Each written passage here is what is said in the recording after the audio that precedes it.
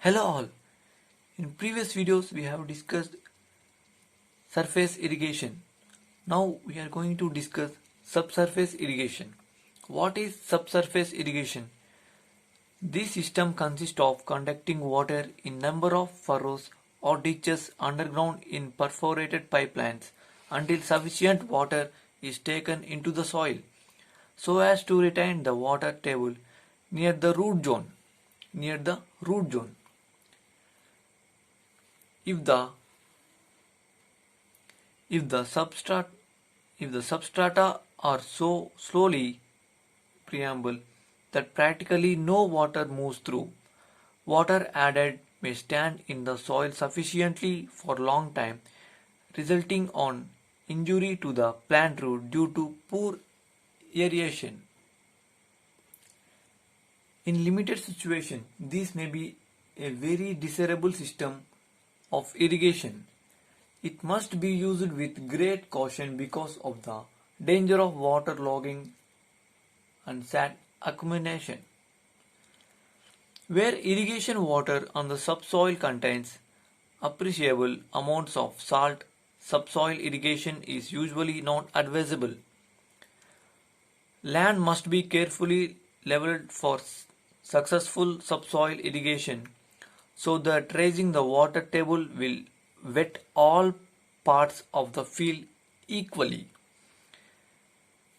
So in this subsurface irrigation we have three methods. One is trench method. Through underground pipelines we can do this irrigation by underground pipelines also, and perforated pipelines. Next, overhead or aerial irrigation. What is aerial irrigation?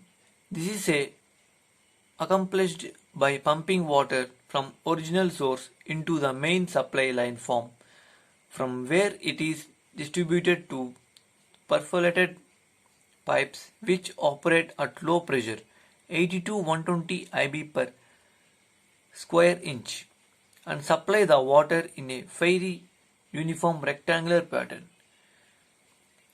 In this aerial irrigation, the water will be pumped from original source into the main supply line from where it is distributed to perforated pipes. This pressure between 80 to 120 IB per square inch. Water is pumped in under pressure and sprayed down on the plants from flat spray nozzles. These flat spray nozzles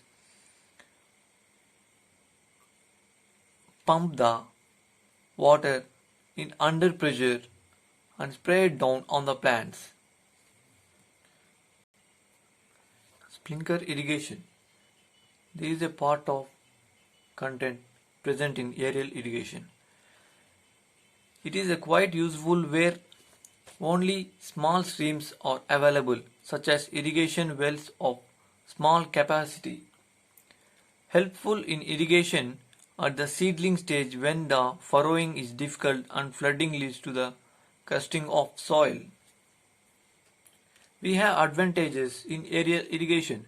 Ability to cover a large area, excellent for frost protection if designed properly.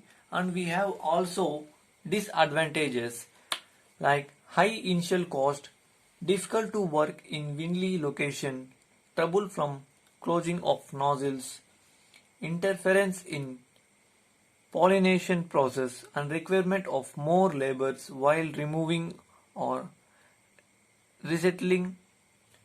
In general, this system is best adapted for areas where ordinary surface systems are inefficient.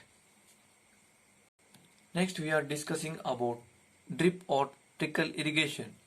Not least, this is the last topic we have in this water management.